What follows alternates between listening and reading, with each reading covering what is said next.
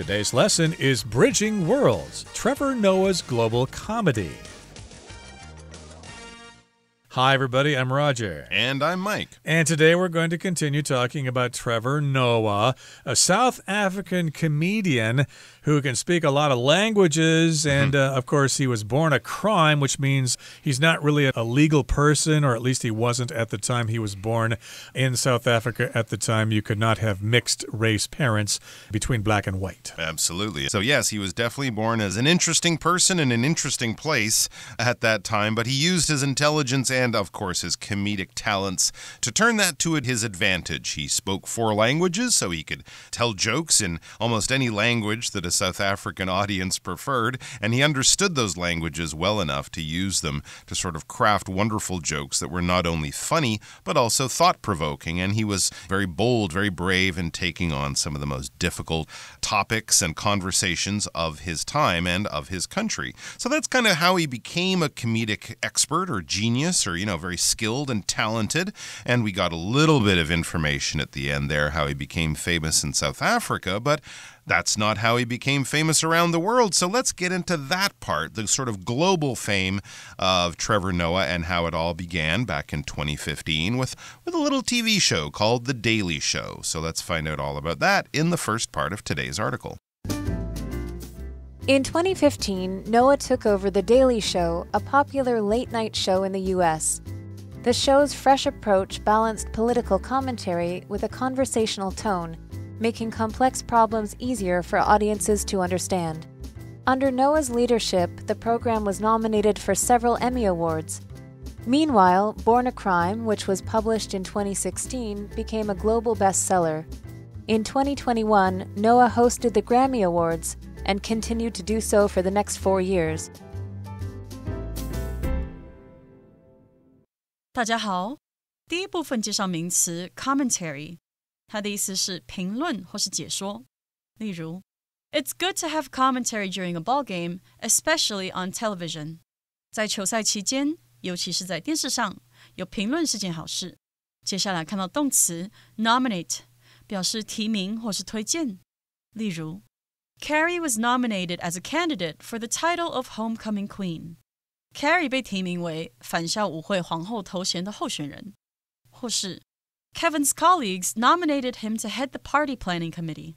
Kevin 的同事们提名他当派对策划组的组长。继续看到动词 publish， 它的意思是发表、出版或是发行。例如 After years of hard work, the author was excited to finally publish her first novel. 经过多年的努力，那名作者很兴奋，终于要出版他的第一本小说。也可以说 The magazine published 2 of Bernard's articles. 那本杂志刊登了2篇 Bernard 的文章。下一个看到单字 bestseller， 这个名词是畅销书作者或是畅销书的意思。例如 Alex is a best-selling author known for thrillers. Alex 是以惊悚小说闻名的畅销作家。再看一个例子The book remained a bestseller for 10 consecutive weeks. 这本书连续10周保持畅销。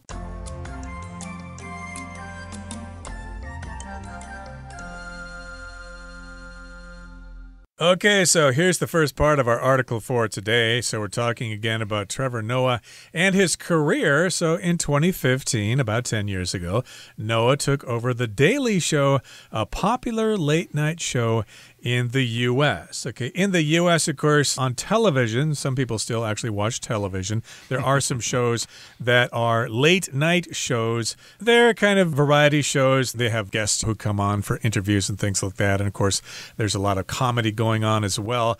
And The Daily Show is a late-night show, but in the past, of course, it was hosted by Jon Stewart, and I think it was him all by himself, but sometimes he would interview guests and things like that. So it's the same kind of format. And then Jon Stewart resigned from that position. I guess he retired for a while. And then Noah took over. He became the host of that program. Again, it's a popular late-night show in the U.S. Absolutely. And, of course, when he took over, he was stepping into big shoes, as we would say. Jon Stewart had been the host for more than 10 years, was very popular, and a lot of people were sad to see him go. I think he just wanted to slow his life down because being on one of those shows that is on 4 or 5 nights a week is a lot of work. But when Trevor Noah came in, yeah, it was a kind of a breath of fresh air. It was a younger person, a new generation seemed to be taking over, and he had this very international background. So it says the show's fresh approach balanced political commentary with a conversational tone, making complex problems easier for audiences to understand. I think it was maybe a good time to bring younger generation, not just the host, but also the viewers. We're younger now and maybe saw Jon Stewart as being a bit of an old guy, so bringing in this young guy from South Africa was very interesting to people, and he continued that balance of political commentary with a conversational tone. The Daily Show is a little different from some of the other night shows. It presents itself as a news program. There's a guy sitting at a desk kind of reading the news, but it's all jokes. It's making fun of politicians and current events and things like that. And yeah, Trevor Noah brought in a bit more of a conversational tone. It might have lost a bit of its edge, but it became a little bit more welcoming, I think, to a wider section of the public. And he was using his excellent skills that he had already shown to be a master of, making complex problems or complicated world issues, things in the news, making those easier for audiences to understand and to get beyond the headlines, to get an understanding of them, and through comedy to sort of develop a greater appreciation for what's going on in the world. It says under Noah's leadership, the program was nominated for several Emmy Awards. So he continued that excellent standard that Jon Stewart and The Daily Show had already set. They'd been nominated for these Emmy Awards, these top television awards.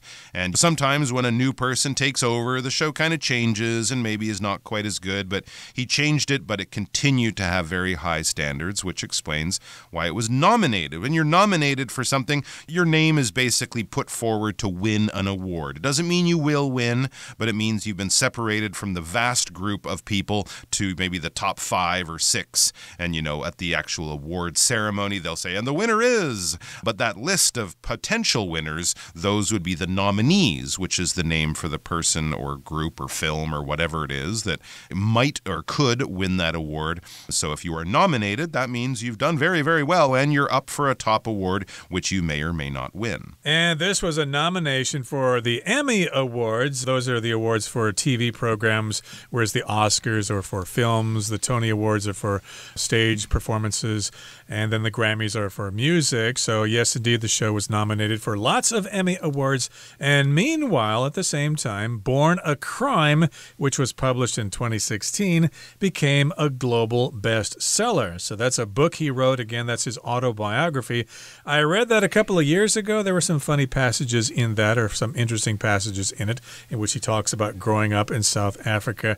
But when a book comes out and it's printed and you can buy it at a bookstore, or if you download it online to your e-reader or whatever, we say that that book was published and it came out in 2016.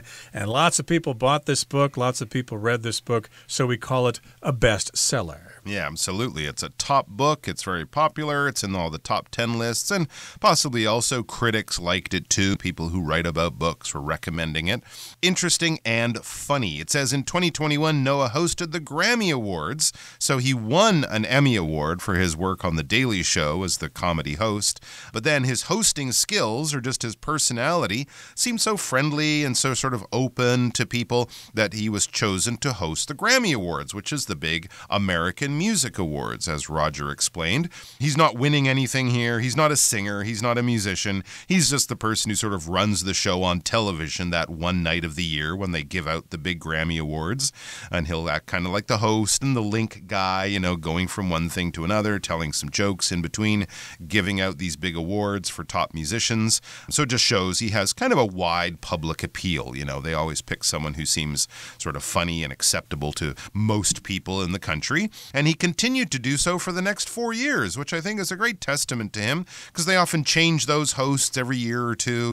You tell a joke that offends someone or someone doesn't think is funny, and suddenly you lose the job. This has been a thing in the last few years, but for 4 years he did it in a row. And so I think that kind of shows that people really did like him, and he was a safe choice, which is also good for him. All right, let's take a break there and listen to the second part of our article.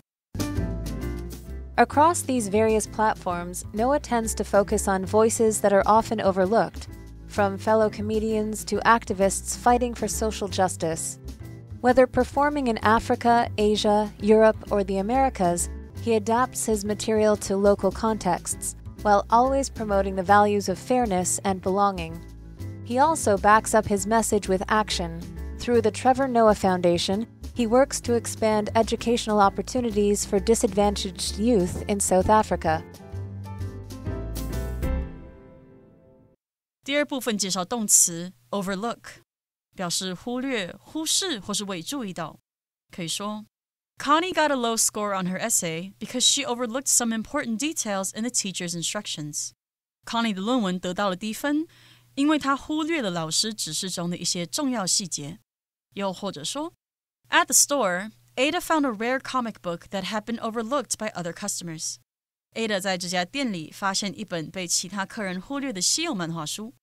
下一个看到 activist， 这个名词的意思是行动主义者或是社会运动人士。例如 As an activist for the environment, Monique has taken part in several protests against pollution. 身为一位环境行动主义者， Monique 参与了好几次反对污染的抗议活动。再看一个例子 Animal rights activists are calling for better treatment of farm animals. 动物权利运动人士呼吁给予农场动物更好的待遇。最后看到名词 context， 它表示想法或是事件的背景、来龙去脉。可以说 Readers often need historical context to understand ancient literature. 读者往往需要历史背景来理解古代文学。最后一个例子 You need to understand the context before I tell you what happened. 在我告诉你发生什么事情前，你需要了解事情的背景。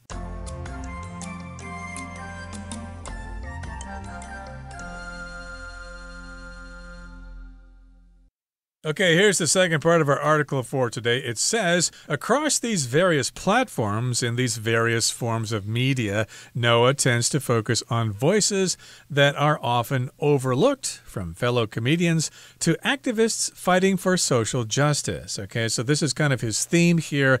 He focuses on people who are often overlooked. If you overlook something, you don't really notice something that you probably should. You might overlook some information in a report or something, and that can cause problems later. So you really need to pay special attention to what you're reading or to what you're doing.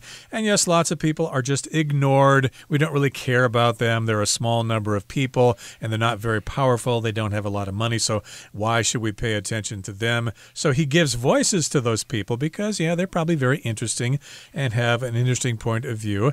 And he also does this from his fellow comedians, okay? So he includes attention to those other comedians that maybe aren't so popular. He mentions them or sort of borrows humor from them or something. It's kind of like a comic dialogue between them.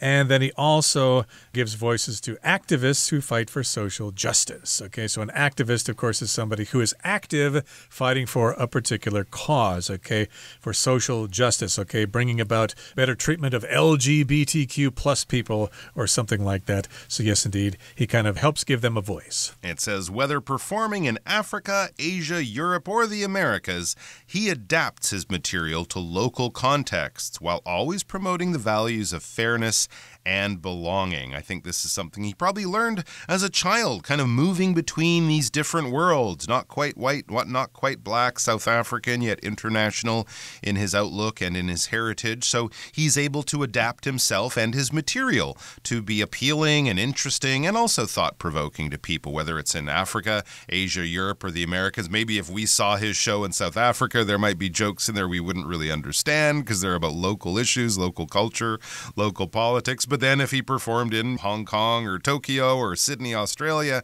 he would have slightly different material talking about other issues that are more important to those people, depending on no matter where they are. So he adapts or he changes, he alters, he adjusts his material to local context. And a context is a very important word when we talk about culture and about comedy, because as you know, as I mentioned, what is funny in one part of the world might be not funny or at least not really understood in other parts of the world. world. So the context is kind of the situation, the environment, what is going on around. If someone asks you, the meaning of a word, and the word has several meanings, you might say, well, how are you using this word? What is the context? What is the situation? What is the environment in which this word is being used? So, of course, what is funny and interesting and thought-provoking in one part of the world won't be or might not be in other parts of the world. But he's doing that while always promoting the values of fairness and belonging. Those are sort of his core values. So no matter if he's making a joke about American politics or South African politics or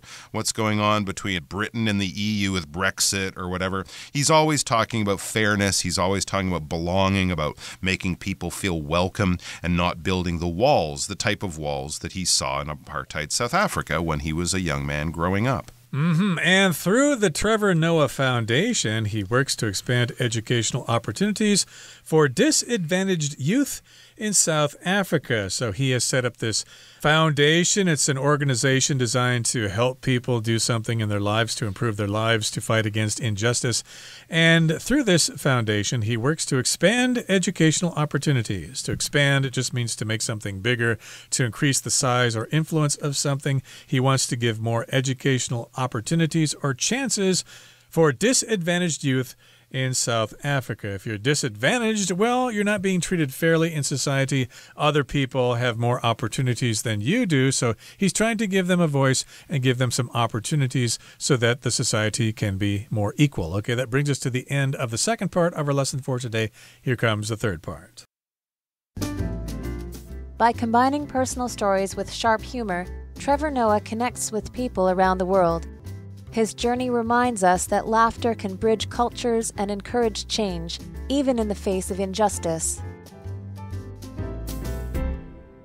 All right, we are back with the third and final part of our very interesting two-day article, all about the talented international comedian Trevor Noah. So let's see how this all gets summed up. It says, by combining personal stories with sharp humor, Trevor Noah connects with people around the world. So there you go, his personal stories, as best featured in his Born a Crime autobiography, but also in his stand-up performances, in his comedy performances and writing, and also sharp humor that kind of, if people make a joke about your culture, society, or things that are going on that might hurt a little bit, it's a little painful to hear people, especially from outside, laughing at some of the problems or the little idiosyncrasies, the weird things about your culture or society, but it also is a good way to make you think, to look at things from a different perspective can also allow us to open our minds up about how things are or how they're perceived in the world. So he's got these personal stories, he's got sharp humor that makes you laugh as well as think,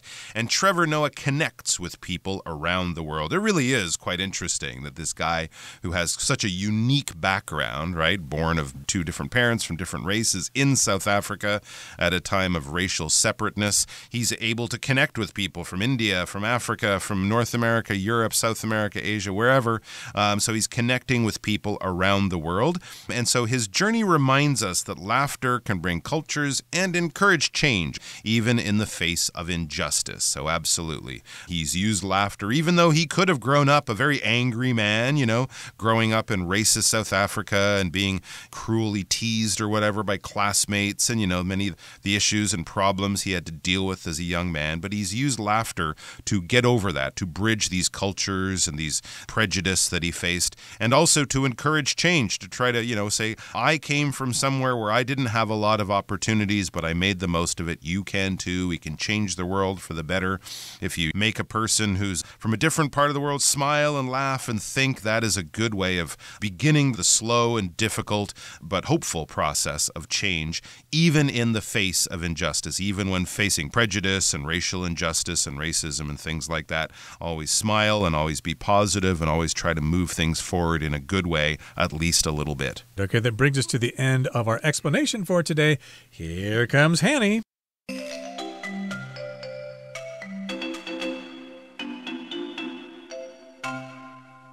各位同学大家好，我是 Hanny。 我们来看今天的文法重点。课文一开始提到，在2015年 Noah 接棒美国热门的深夜节目每日秀，那么文中是用 take over 来表达接棒的意思。我们这边来介绍 take over 的不同意思及用法。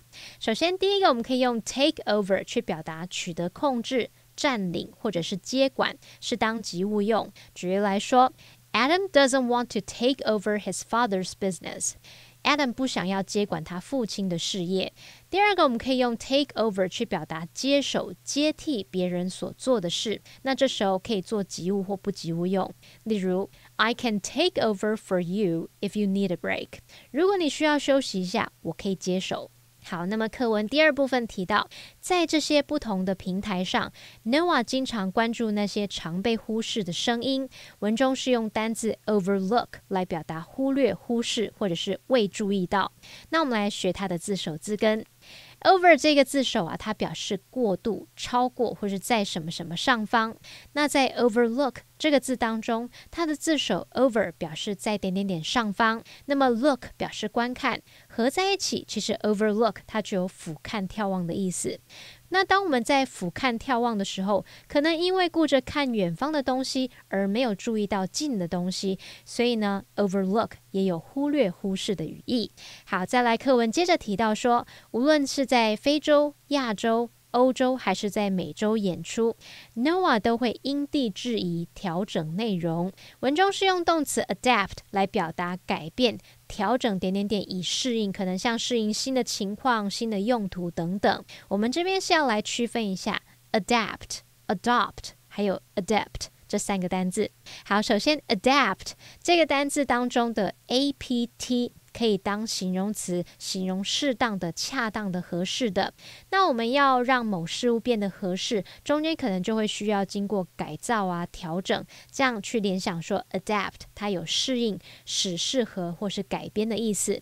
再来看 adopt这个字当中的 opt 当动词有选择、挑选的意思，尤其是指优先选择某事物。好，那当我们要采用、采纳某事物时，就会做出选择。还有像我们要领养动物时，也会挑选最适合自己的宠物，所以也许就可以用 opt 它的意思去联想 adopt 它有采用、采纳或领养的意思。再来第三个 adept A-D-E-P-T 它可以当形容词来表达熟练的、擅长的、内行的，也可以当名词来表达能手、行家。同学们就可以把其中的 E 跟 expert 专家或者是 excellence 优秀、杰出来做联想。好，那以上是今天重点整理，我们回顾今天单字吧。 Commentary。Jane's commentary on the book indicated her clear grasp of the author's main message. Nominate. Mr. Reed has been nominated for the Best Teacher Award this year. Publish. The results of Dr. Singleton's study will be published soon in a leading scientific journal. Overlook. Dudley didn't review his essay before turning it in, so he overlooked several spelling errors. Activist.The environmental activists organized a campaign to reduce plastic waste. Context. You need to know the relevant historical context to understand certain details in this novel. Expand.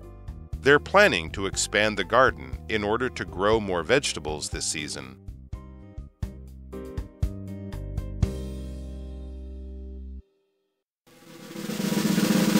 Discussion Starter starts now! It's time now for our discussion starter. The question is, do you think that humor ever truly plays a significant role in creating social change? Why or why not?